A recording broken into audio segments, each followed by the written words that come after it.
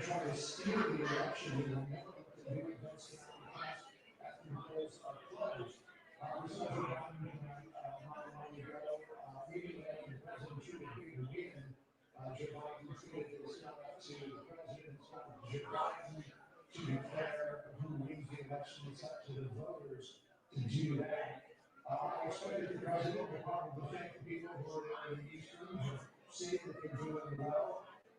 If you look at some of the projections, Georgia, according to one projection I looked at, is now projected to be in the Biden column, which means that Georgia, you would have to run the table with North Carolina, Pennsylvania, Michigan, and Wisconsin in order to get about 270 votes. Otherwise, the election goes to Joe Biden, who would come in with about 270, 271. The president's got to have those early numbers in Georgia last, and then nothing crazy happens in Pennsylvania because nothing crazy happens in North Carolina because they were looking for Georgia and North Carolina.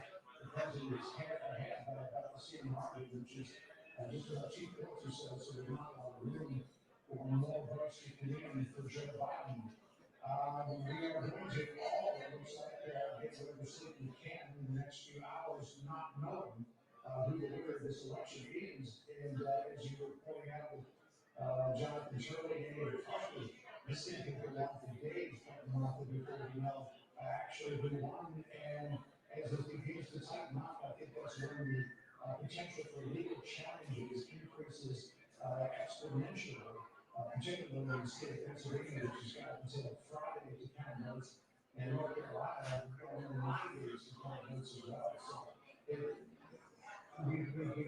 this happened to us in 2000, and I remember standing there in our amphitheater in the rain in Nashville, waiting for Al Gore to come and concede, who told him he was going to concede in election to George Bush, and we were standing in the rain because Al Gore never showed up to concede. It wasn't until 37 long, torturous days later that we finally learned that they would be the winner of that election. It doesn't take another 37 minutes. We'll see. I was there in Nashville too, and then I got all the two comments. Yeah. John, what's the over-under that Fox News brings up in this event? What the president says, talks about Arizona? Yeah. You know, I think the likelihood is probably pretty high, but I've been proven wrong before. You never know where the president is going to go, but if he's got agreements, it's a really good chance you're going to hear it. And obviously, our mission and decision does stand by that call. And you can see, when you look at the calculus now, why they were so instantly concerned about Arizona, because they probably had some concerns about Georgia at that same time, and they need to balance that out in order to get to 270. And you can see the camera on the board in the East here, as the president is expected to come out any moment now. I mean, unlike what we saw in 2000, we've got several states that are up in the air tonight and nowhere near any kind of conclusion. We had towards the 2 o'clock, 2:03 time tonight, right? John, this is in the East Room. I have it set up there. Yeah, there's about 400 people who were there. I was invited in to be part of what's called a standing crew. I've got to be here to number one. Speaking to you, we were not able to do live broadcasting from inside that room, which is why I stayed out to stay with you. But explain why you're there, because there was a battle about Trump Hotel. Initially, it was like that. The plan was to have a group of people with the Trump National Hotel, but Muriel Bowser of Washington, D.C. has been putting a lot of pressure on the Trump Hotel to not hold an event that more than 50 people are gathered at, which we did in Washington, D.C. is still in phase 2 coronavirus reopening, which means that crowds have to be limited to 50 in terms of size. But here at the White House, they were able to do different things. It's federal property. It's not administered by, at least it doesn't fall under the jurisdiction of Washington, D.C. So the president was able to have more people. They thought about having it somewhere else, but the president has done a number of campaign events at the White House. There's also a campaign room that was established at the Executive Orchestra which is the big building that's just across the street. Preston's up to the job from the White House. No taxpayer money was home. Whereas the Spanish are doing the campaign, the war, the campaign took care of all of it.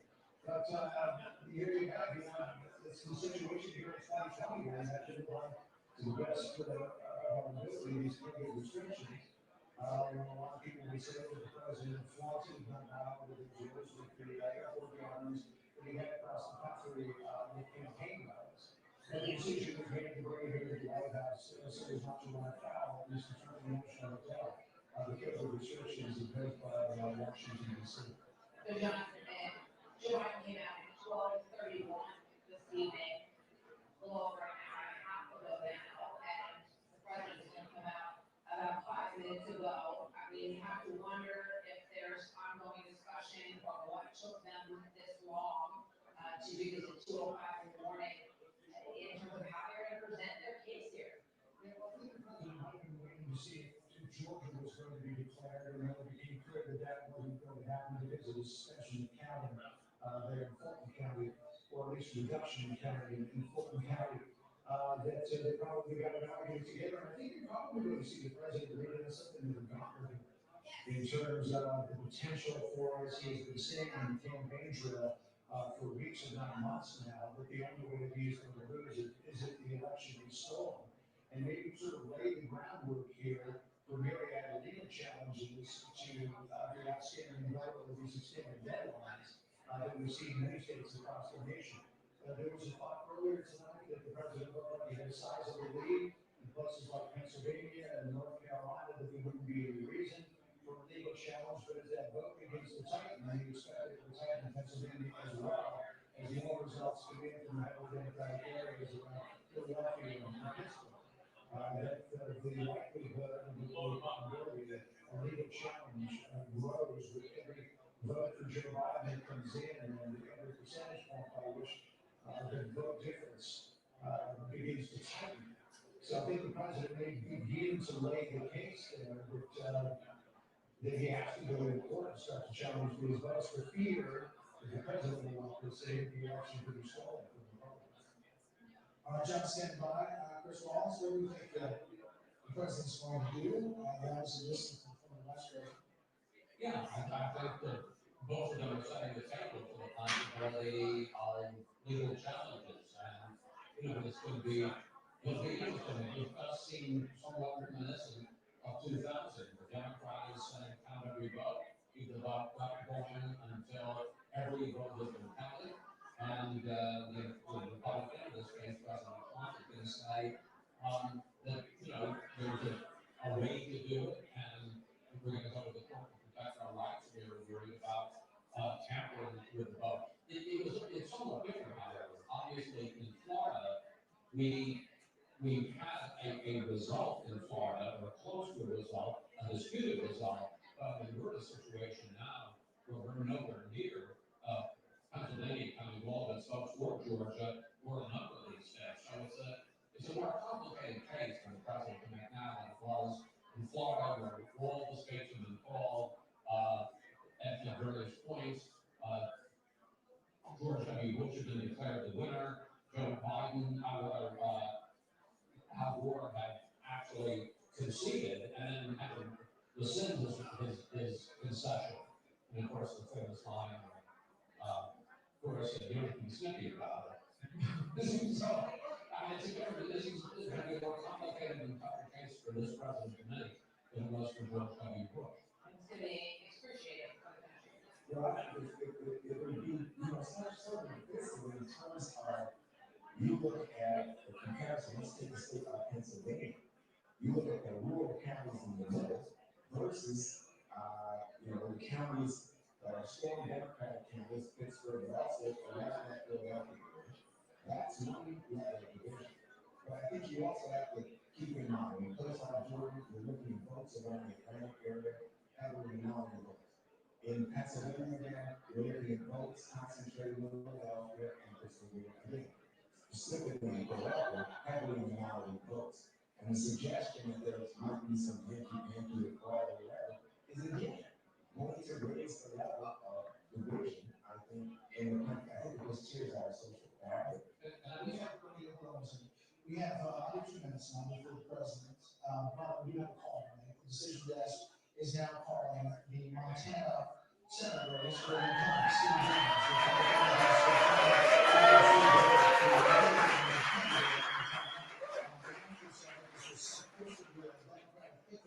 this is a big hole for Republicans, and you see that 46-47, it's only Democrats plus 1. Remember, they have a net plus 4 to take over control. We are getting to the point, if you look to Michigan, if you look to Purdue and Georgia, if he stays over 50%, that we may this morning be able to say that Republicans are going to hold on to control in the U.S. I was just going to say, if we want a pretty good idea that the president's going to decide what fundraising field from the Trump campaign, direct the Democrats plan to steal the election.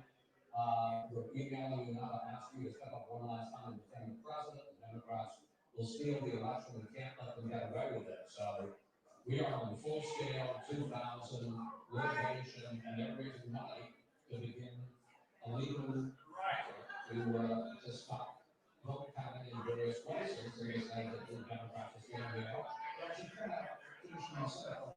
That Tom Tillis has already declared victory in North Carolina. We have not called that race, but he has declared victory down there. It's lining up that Mitch McConnell, after his victory tonight, will continue to be Senate Majority Leader. And not minority. We have institutions and procedures for settling these kinds of disputes. They held up then a long time, a lot of different courts at many levels, ended up in the Supreme Court, but it was handled. We're designed, we have checks and balances and processes. They work in, my guess is they'll work on it. They'll work down in the end, people find ways to accept it. At least they won't refuse to accept it. And worse than they refuse to accept Donald Trump's clear victory 4 years ago. And I also have about 2,000 by the way. The slogan of the Democrats was "What kind of vote?" They didn't vote on what kind of vote. They wanted to count votes, keep counting votes in parts of Florida where they believed they would pick up votes. They didn't want to count anywhere else. Every lawyer who was a lawyer for the Trump team acknowledged that in his book. I'm sorry, that's it. The Trump team, it's the Bush team. I mean, I forget what They you said in the book that they want to put some platform, but kind of really. Well, that's what's going to happen here too. Yeah. Don't you think that you're going to start saying, well, you can count them here or don't count them there, and there'll be obviously injections from what's going on in Philadelphia or what's going on in Georgia down in Fulton County. I wish I would have something with it, because certainly I don't know if the country's going to come apart about it. That's what I'm saying. This is the last thing the country needs. I mean, we have so many people are close to a political nervous breakdown, and it's not really, this is going to put us closer together. It's a 2020 cherry on top of a really awful Monday that the country really did not need. And that, I think, is one of the most difficult parts of watching all this unfold. And I started to look up, we did some history lessons earlier, it was at 1896. Hayes and Tilden, post-Civil War, during Reconstruction, an election that went on for months with no resolution until it was finally decided back in the inauguration March. And I really affected it. 4 months time. But here's a benefit. We are now 13 minutes with Brett still here. As we look for President Trump. Every minute is a bonus. Steve, any thoughts as we get ready to hear from President Trump? Biden's slowing down.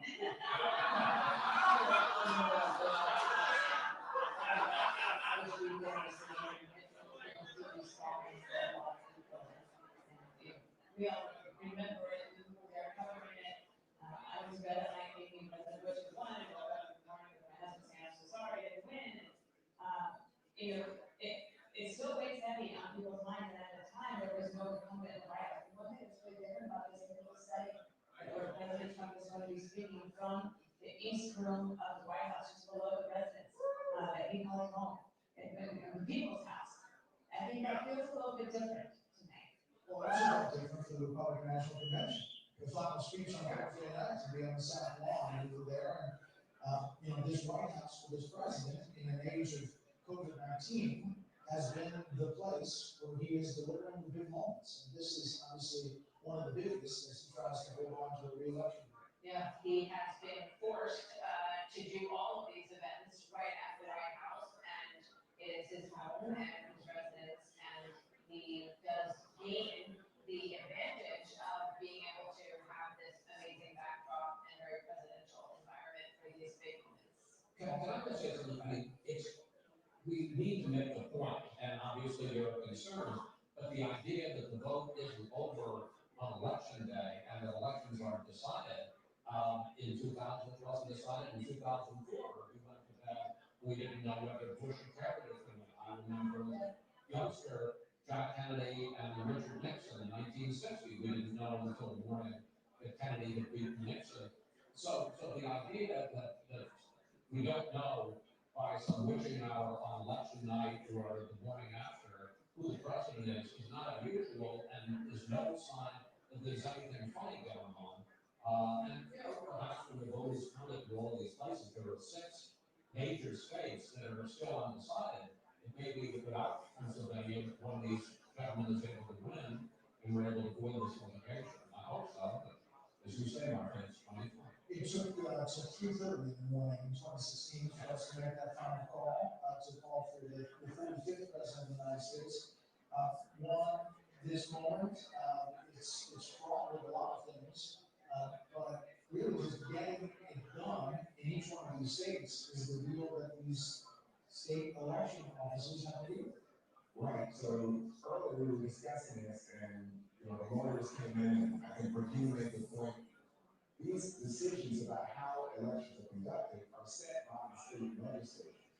What we're seeing in the current atmosphere is state election officers make provisions that help people to vote in election bias or possibly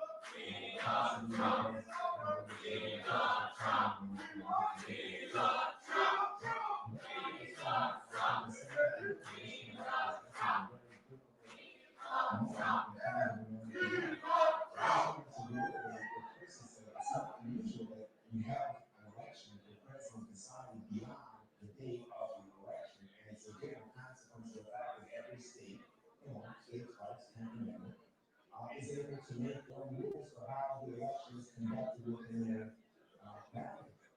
By the way, I was so impressed that you knew about relatively days children and how that decision was decided.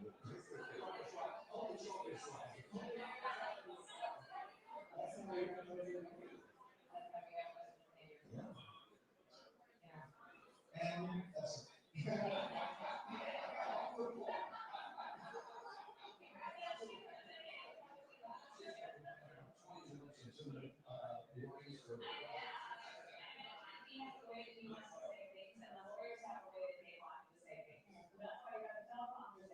Because you don't want him to say something that is going to be used against him in court if this does go to any sort of court situation. so you're saying this is not a real This is not a rally.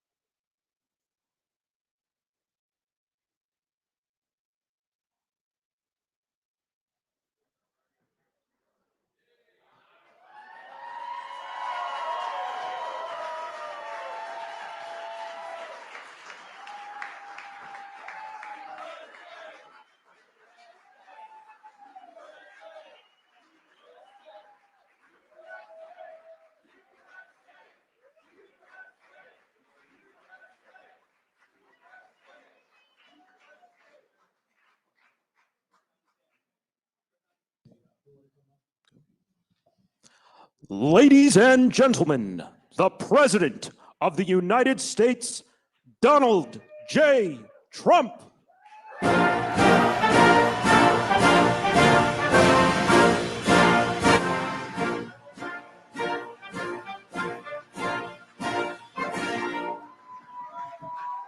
Well, thank you very much. Thank you. Thank you very much. Please sit. Thank you. This is without question the latest news conference I've ever had. Thank you. Thank you. I appreciate it very much. And I want to thank the American people for their tremendous support. Millions and millions of people voted for us tonight. And a very sad group of people is trying to disenfranchise that group of people. And we won't stand for it. We will not stand for it. I want to thank the First Lady, my entire family, and Vice President Pence, Mrs. Pence, for being with us all through this. And we were getting ready for a big celebration. We were winning everything, and all of a sudden it was just called off. The results tonight have been phenomenal, and we are getting ready. I mean, literally, we were just all set to get outside and just celebrate something that was so beautiful, so good, such a vote, such a success. The citizens of this country have come out in record numbers. This is a record. There's never been anything like it. To support our incredible movement, we won states that we weren't expected to win. Florida, we didn't win it. We won it by a lot. And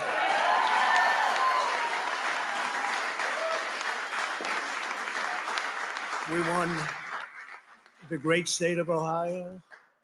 We won Texas. We won Texas. We won Texas by 700,000 votes, and they don't even include it in the tabulations.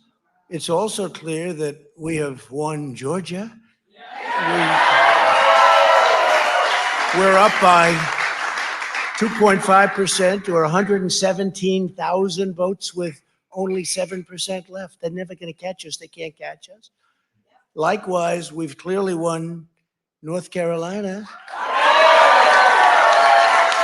where we're up 1.4% or 77,000 votes with only approximately 5% left. They can't catch us. We also, if you look and you see, Arizona, we have a lot of life in that. And somebody declared that it was a victory for, and maybe it will be. I mean, that's possible. But certainly there were a lot of votes out there that we could get because we're now just coming into what they call Trump territory. I don't know what you call it, but these were friendly Trump voters. And that could be overturned. The gentleman that called it, I watched tonight. He said, well, we think it's fairly unlikely that he could catch. Well, fairly unlikely. And we don't even need it. We don't need that. That was just a state that if we would have gotten it, it would have been nice, Arizona. But there's a possibility, maybe even a good possibility. In fact, since I saw that originally, it's been changed and the numbers have substantially come down just in a small amount of votes. So we want that obviously to stay in play.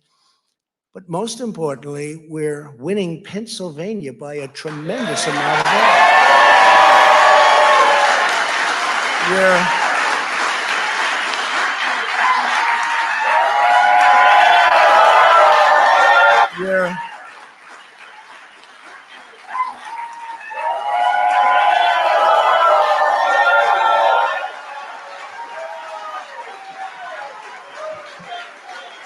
Think of this.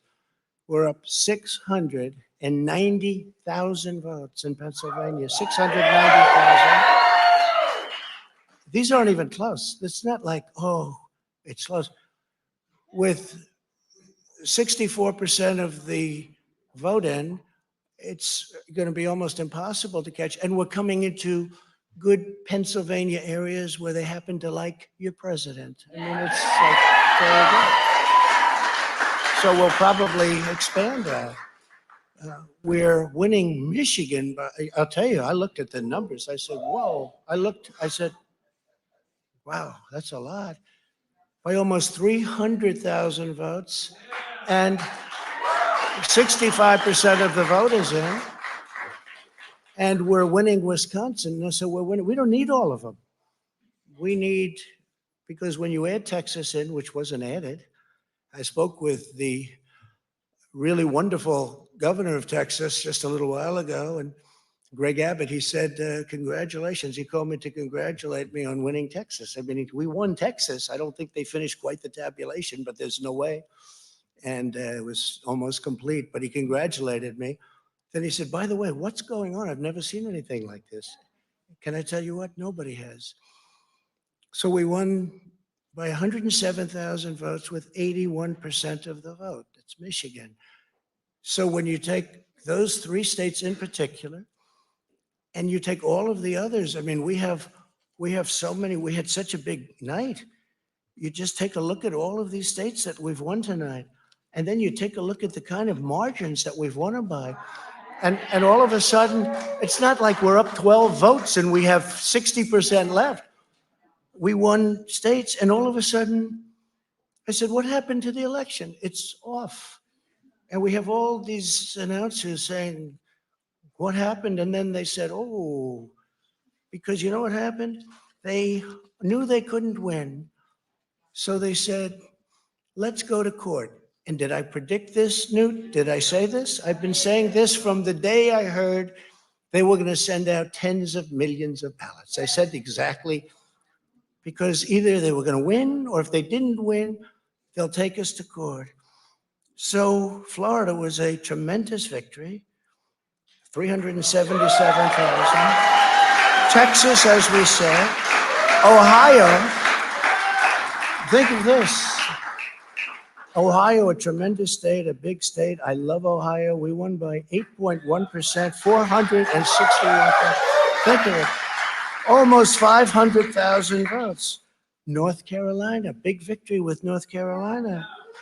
And so we won there. We lead by 76,000 votes with almost nothing left. And all of a sudden, everything just stopped. This is a fraud on the American public. This is an embarrassment to our country. We were getting ready to win this election. Frankly, we did win this election. We did win this election. So our goal now is to ensure the integrity for the good of this nation. This is a very big moment. This is a major fraud in our nation. We want the law to be used in a proper manner. So we'll be going to the U.S. Supreme Court. We want all voting to stop. We don't want them to find any ballots at 4 o'clock in the morning and add them to the list, okay? It's a very sad moment. To me, this is a very sad moment, and we will win this. And we, as far as I'm concerned, we already have won it. So I just want to thank you. And I want to thank all of our support. I want to thank all of the people that worked with us. And Mr. Vice President, say a few words, please. Please.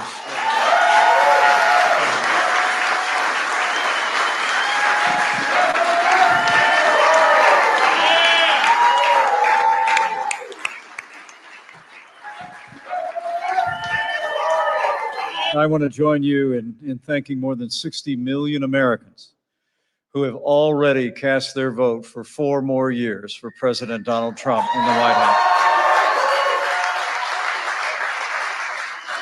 And while the votes continue to be counted, we're going to remain vigilant, as the President said. The right to vote has been at the center of our democracy since the founding of this nation, and we're going to protect the integrity of the vote.